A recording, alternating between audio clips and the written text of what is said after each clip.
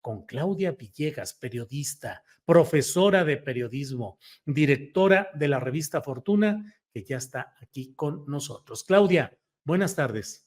Buenas tardes, Julio, qué gusto saludarte, saludar a toda tu audiencia. Me da muchísimo gusto, Julio. Gracias, Claudia. La política anda movidísima, Claudia, hirviente, calientita, candente, pero en la economía no hay tantos hervores explícitos, pero vaya que también hay mucho movimiento y muchas cosas interesantes. ¿De qué nos vas a hablar hoy, Claudia? Gracias, Julio. Pues fíjate que en la economía, a propósito de que antes del 1 de enero tenemos que contar con un presupuesto de egresos de la Federación listo, consensuado, negociado, que sea el mejor para la economía, Julio. Fíjate que me puse a revisar esta entrevista que tuvimos con el subsecretario de Hacienda, Gabriel Llorio, en donde un mes antes, hace un mes, fue nuestra tercera entrevista, nos pusimos a analizar qué estaba pasando con la sostenibilidad de este modelo que hasta hace un mes no sabíamos que íbamos a traer esta propuesta de un déficit histórico de más de 4%, que para los críticos del gobierno en materia de economía, pues ha sido bastante complicado entender cómo es que ahora se propone un déficit. Y me tomé el atrevimiento, Julio, de pedir a tu equipo que nos reservara un par de segundos, bueno, unos 10 segundos, 20 segundos, de lo que fue un cachito de esa entrevista con Gabriel Llorio, que si quieres la vemos para iniciar el tema de hoy. Adelante. Durante muchos años, como tú lo mencionas y lo puntualizas bien, se hablaba de que no había un mercado interno en México y por lo tanto teníamos que depender en mayor medida del mercado externo y por lo tanto teníamos que tener toda esta red de tratados de libre comercio, ¿no? Para que nos permitieran blindar el motor externo de la economía. Hay que recordar también que en eventos de crisis anteriores, como el 2009, el 1995, el peso usualmente se devaluaba de manera acelerada o se depreciaba una vez que teníamos el impacto de un choque como la crisis financiera del 2009, que fue una crisis externa. Cuando se deprecia el tipo de cambio, lo que genera es mayor competitividad en nuestras exportaciones y por eso seguía todavía acentuándose más esta dependencia del sector externo. Otras economías menos abiertas al mundo en términos comerciales, como por ejemplo Estados Unidos, depende en gran medida de su consumo interno. La economía más grande de América Latina, como Brasil, también depende en gran medida de un gran mercado interno que tienen los brasileños. Y creo que eso era lo que estaba haciendo falta en México. La pregunta es cómo puedes desarrollar un mercado interno, y el enfoque usualmente era crezcamos, al crecer habrá mayor ingresos en las familias y por lo tanto tendríamos un mayor consumo en el tiempo. Y esta tesis o este supuesto ha fallado continuamente. Entonces, yo sí creo que intentar lo mismo que no ha tenido resultados, pues tal vez no era por ahí. Ahora, hay un tema de justicia y de economía social, como de hecho se llama tu programa, ¿no?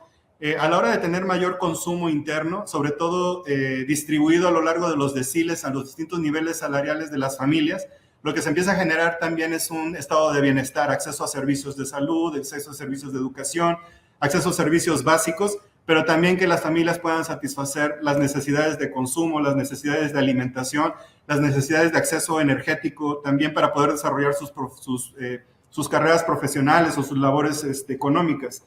Y esa es la importancia también de por qué en la búsqueda de un estado de bienestar es importante que el consumo interno se mantenga fuerte y las familias puedan asegurar que pueden satisfacer estas necesidades. Yo sí creo que en la medida en la que continúe el modelo fortaleciendo el consumo interno, tendremos una sociedad más equitativa, tendremos también mayor consumo y mayor crecimiento, porque vamos a ir disminuyendo la dependencia hacia choques externos y vamos a depender más bien de nuestra economía, de una economía interna que estamos construyendo nosotros. Julio, pues interesante lo que nos adelantó el subsecretario Gabriel Llorio, porque esto me lleva a comentar en los próximos minutos que tengo el gusto de platicar con ustedes, que tenemos dos modelos económicos en pugna. A 5 años de que el gobierno de la Cuarta Transformación ha hecho todos los cambios y las medidas que tenía planeado el presidente López Obrador. Sabemos, Julio, que hay un modelo económico que pugna por la inversión que se concentra, la inversión que a través de grupos, a través de asociaciones público-privadas, pues tengan beneficios, se pugna a través de esta, pues, argumento de que necesitamos mantener pues el déficit bajo, como de hecho lo ha mantenido el gobierno del presidente López Obrador, y que no se puede destinar dinero a estos proyectos de infraestructura que son barriles sin fondo. El otro modelo que dice, bueno, el déficit depende de en qué se invierta, Julio, y este déficit que se va a impulsar pues para llegar a niveles inferiores al 4%, va a ser un déficit que se va a destinar a proyectos de infraestructura en los estados que se demostró crecen con esta inversión. Entonces, el nombre del juego se llama equidad, igualdad, se busca equidad, déjame corregir, equidad. Equidad en una economía donde todos tenemos derecho a crecer y a hacer negocios. Entonces, Julio, resumiendo esta parte del comentario, son dos modelos. El modelo que buscaba crecer con exportaciones, en donde ya vimos solo se beneficiaban algunos cuantos. El modelo que, además de buscar crecer con exportaciones, busca inversión y busca que el consumo interno y el mercado interno crezca.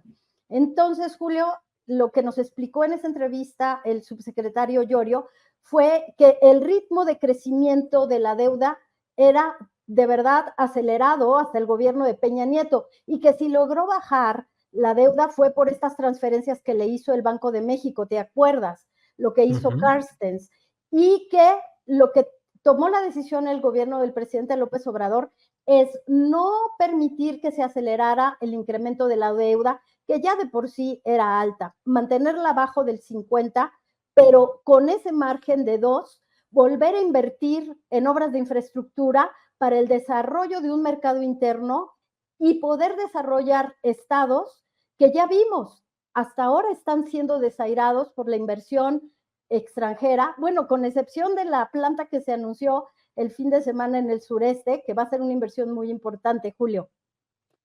Pues Claudia, de verdad que hay quienes dicen la política se reduce a cómo conseguir el dinero para hacer qué cosas.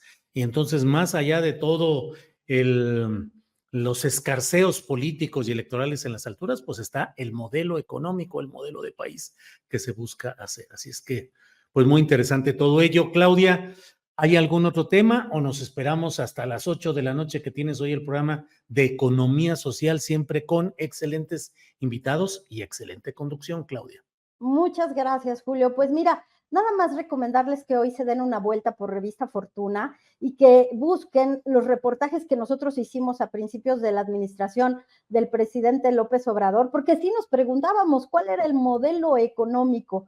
Ahora, a 5 años, tenemos que volver a hacer el reportaje y decir, es un modelo que privilegia el consumo interno, que permite la inversión extra, que incentiva la inversión privada, pero que también busca tener una actuación muy intensa por parte del gobierno para seguir generando que, como ya lo vimos, pues se reduzca el nivel de concentración del ingreso. Ahora el desafío, Julio, como lo vamos a ver en la noche, es productividad, cuánto van a poner los empresarios para seguir mejorando los sueldos, la capacitación. Entonces, invitarlos hoy en la noche a Economía Social, nos va a acompañar Jorge Flores Kelly de Datamétrica Aporta, después de que tuvimos a Luis Fonserrada, es director del CED, y un economista que pues consolidó su carrera en los gobiernos de corte pues más aperturista y dirían algunos neoliberales, Julio.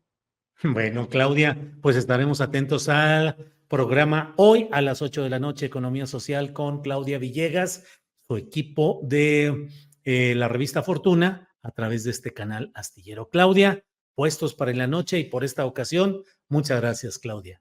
Muchas gracias, Julio.